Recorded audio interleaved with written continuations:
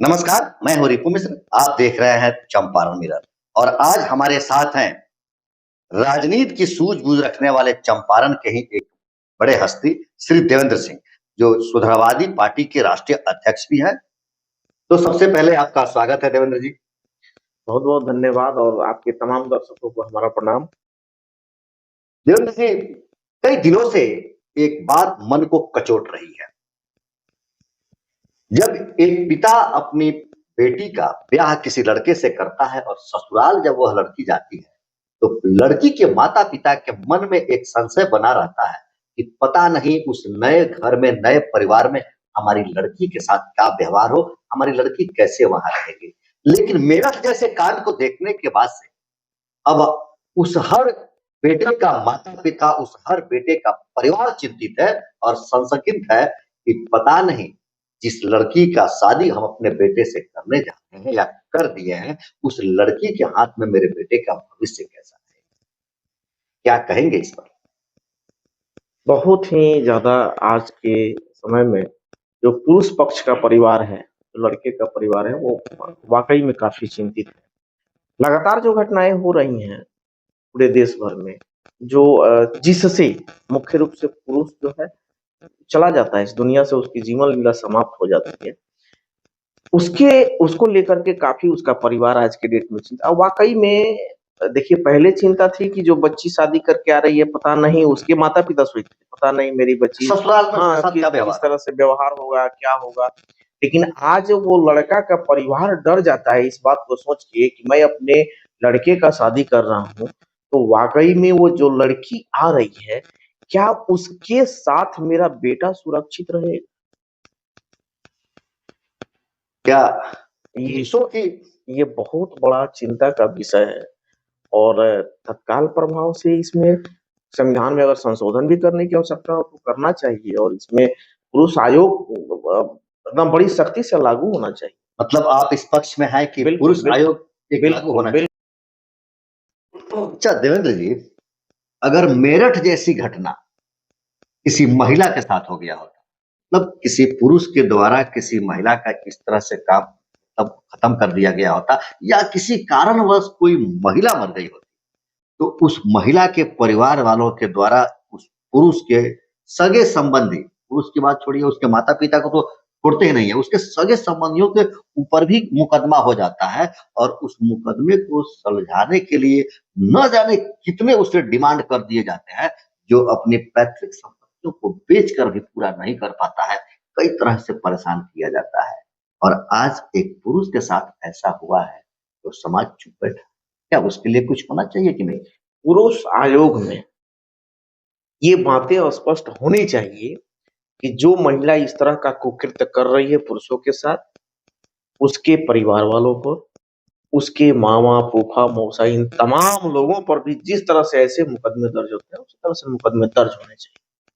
उन तमाम लोगों पर कानूनी कार्रवाई होनी चाहिए, उन तमाम लोगों को प्रताड़ित उन तमाम लोग होने चाहिए, ताकि समाज में सबक मिले कि इस तरह की घटनाएं ना हो। मतलब आप यह चाहते हैं कि जो काम पुरुषों के लिए होता है, जो मुकदमा, जो प्रताड़ना, जो दंड पुरुषों के साथ होता है, ठीक वैसा ही व्यवस्था महिलाओं के साथ होनी चाहिए। दहेज के नाम पर मैं ये नहीं कह रहा हूँ कि सारी मुकदमा जो है झूठी होती है, लेकिन दहेज के नाम पर बहुतायत मुकदमे झूठे होते हाँ, बिल्कुल, हैं। बिल्कुल। और ये मैं नहीं कह रहा हूँ, कोर्ट भी कई मामलों में देखता है और स्पष्ट लास्ट में कर देता है कि नहीं, ये मामला जो है इस तरह से उलझाया गया। तो दहेज के मामले में झूठे मुकदमे हो जाते हैं, पूरा उस लड़का का परिवार, उसका सगे संबंधी, सारे लोग परेशान हो जाते हैं। लेकिन एक पुरुष की जघन्य तरीके से उसकी जीवन लीला को समाप्त करती है एक लड़की, अपने प्रेमी के अय्यासियों में पढ़ करके, अपने अय्यासियों में पढ़ करके, अपने प्रेमी के जाल में पढ़ के, और ये घटना करने के बाद उसका परिवार सुरक्षित है, उसका परिवार निश्चिंत है। आखिर इसका अपना जो लड़का चला गया, तो केवल लड़का नहीं गया, मैं तमाम दर्शकों से कह रहा हूं, लड़की तो मर गई तो मर गई, लेकिन लड़का अगर चला गया, उसके बच्चे नहीं है, अगर एक बच्ची है, बच्चा भी नहीं है, तो उसका नेक्स्ट जो वंश होता है वो वंश समाप्त हो गया।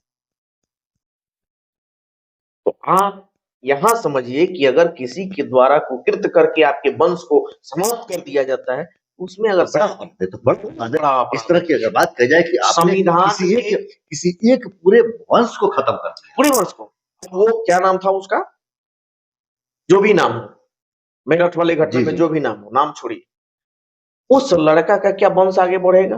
नहीं, उसका तो वहीं सब एंड हो गया, वहां उसका तो एंड हो गया। वहां से उसका परिवार, उसका खानदान द एंड हो गया। तो अगर तुम्हारे द्वारा हमारा खानदान द एंड हो गया, तो इस पर तमाम तरह की कानून बननी चाहिए और कानूनी कार्रवाई होनी चाहिए, और वो उस लड़की को जो है जितना बड़ा सजा मिल सके उतनी बड़ा सजा उसको मिलनी चाहिए। और सजा का हर 6 महीना 3 महीना पर उसका एक वीडियो मॉनिटरिंग जारी होना चाहिए, ताकि तमाम लड़कियों को इसका जिस तरह से इस तरह की घटनाएं हो रही है हमारे देश में, लगातार कई घटनाओं को ऐसे देखा गया। कई बार देखा गया है कि लड़की अपने ही परिवार वालों को अपने प्रेमी के साथ मिलकर खत्म कर देती है एक प्रेमी को पाने के लिए। कई बार कई महिलाएं अपने परिवार का, ससुराल का और मायके का सम्मान न करते हुए शादीशुदा औरतें कहीं किसी दूसरे, जैसे मेरठ में हुआ, दूसरे पुरुषों के साथ संबंध बना लेती हैं। इस तरह की विकृति आने का कारण क्या हो सकता है? एडिक्शन, इसका सबसे बड़ा कारण है एडिक्शन, नशा। वो नशा जो प्यार के नाम पर एक अलग तरह का नशा आज के डेट में लड़कियों को उत्तेजित कर रहा है। और इसका मुख्य चीज आप देखेंगे तो इस नशा में अगर घी का काम कोई कर रहा है, जैसे आग में घी का काम कोई करता है, जी जी, तो आग में जो घी का काम करता है, उसी तरह से इस नशा में जो घी का काम कर रहा है वो सोशल मीडिया है, मोबाइल है और उसके सारे प्लेटफॉर्म है, जिसको लेकर के लड़कियां जो है किसी के प्रति ज्यादा अट्रैक्ट हो जाती हैं और ये सूझबूझ खो बैठती हैं कि वाकई में वो क्या कर रही हैं और कहां तक वो किस घटना को अंजाम दे चुकी है। तो समाज में इस विकृति का कारण सोशल मीडिया हो सकता है। बिल्कुल 110% मोबाइल है, और तमाम चीजों को आप देखेंगे गौर से तो आपको लगेगा कि वाकई में मोबाइल जो है ये इन सारे कुकृत्यों में बहुत अहम भूमिका निभा रहा क्या मोबाइल के इस्तेमाल पर गवर्नमेंट की तरफ से रोक लगाया जाए, सामाजिक तौर पर उस पर बंदिश लगाया जाए, या बच्चों को उसके प्रति जागरूक किया जाए? कैसे इस विकृति से बच्चों को बचाया जा सकता है? है। गवर्नमेंट की कोई अपनी पहल नहीं है, खास करके वो साइबर क्राइम बना देना, ये बना देना, वो तो घटना जब हो जाती है, जब वो वीडियो चला जाता है उसके बाद का वो चीज है। पहले उसको कैसे कंट्रोल की जाए इस पर कोई गवर्नमेंट का लगाम नहीं है, पहला। दूसरा चीज है कि अभिभावक को निजी विद्यालय वाले, प्राइवेट स्कूल वाले प्रताड़ित करके एजुकेशन के नाम पर बच्चों को दिलवा देते हैं बड़े बड़े मोबाइल, और जिसकी वजह से बच्चा गार्जियन से छुप करके और बहुत सारा एप्लीकेशन यूज करने लगता है। वो उसका ब्रेन नहीं काम कर पाता है कि मैं कर क्या रहा हूं। तो क्या फेसबुक वगैरह पर फेसबुक पर कोई किसी तरह का गवर्नमेंट का प्रतिबंध नहीं है। आपको याद होगा कोविड के आसपास की बात है, डाटा लीक को लेकर के 100 से ऊपर का एप्लीकेशन हमारे माननीय प्रधानमंत्री नरेंद्र मोदी जी ने बंद करवाया था। बहुत सराहनीय कदम रहा। उसमें टिकटॉक वगैरह बहुत सारा एप्लीकेशन बंद हुआ। जो एप्लीकेशन हर घर में पहुंच गया था, हर लोगों के पास पहुंच थी जिस एप्लीकेशन की, वो भी बंद हो गया। चाइना को भले ही लोग जितना बुरा भला कहना है लोग कह दे, चाइना को, पूरे वर्ल्ड के लोग, लेकिन फेसबुक को बैन करके उसने एक बहुत बड़ा मिसाल दिया है। क्योंकि फेसबुक आज के डेट में बर्गलिटी माने बल्गरिटी परोसने का सबसे बड़ा प्लेटफॉर्म है। आज डरते हैं हम लोग कि ऐसे हमने मोबाइल उठाया और फेसबुक अगर चलाना हम शुरू कर रहे हैं तो बगल में बच्चे हैं तो हमको डर लगता है। हम क्या, सामने क्या आ जाएगा कोई लिमिट नहीं है। तो ये बढ़ाने का प्रयास किया है और ये जो अभिभावक जो डर रहे हैं इन घटनाओं को लेकर के, मेरठ जैसे घटनाओं को लेकर के, तो इसको बढ़ाने में कहीं न कहीं सोशल मीडिया का पूरा हाथ है। और मैं केवल फेसबुक को मैं ये नहीं कह रहा हूँ कि फेसबुक का है, इसके जैसे कई एप्लीकेशन हैं, जो इस तरह के तमाम तरह की बातों को सामने, हालाँकि मेटा इसमें सबसे ऊपर है। जो मेटा का जो भी प्रोडक्ट है, चाहे फेसबुक है, इंस्टाग्राम, जो भी कनेक्ट होता है लोगों का, जो भी बातचीत होती है, जो भी मैसेंजर के थ्रू होता है, ये इंस्टाग्राम से होता है, फेसबुक से होता है। तो ये कंपनियां जो है भारत की करोड़ों करोड़ युवाओं की, मतलब उसके विश्वास के साथ खेलना, उसके ब्रेन के साथ खेलना, ये सारा काम कर रही है। सरकार चुप है, सरकार को भी फायदा है कि भाई अपना एडवर्टाइजमेंट। चलिए, बहुत-बहुत धन्यवाद, आपने समय दिया। लेकिन आज हम आपके माध्यम से अपने समाज को एक संदेश भी देना चाहेंगे। आप क्या कुछ संदेश देंगे हमारी बच्चियों को कि वो आने वाले समय में किस तरह से अपने परिवार का संचालन करें? तमाम बच्चियों को हमारा यही संदेश रहेगा कि अनवांटेड गतिविधियों में आप लोग संलिप्त न हो।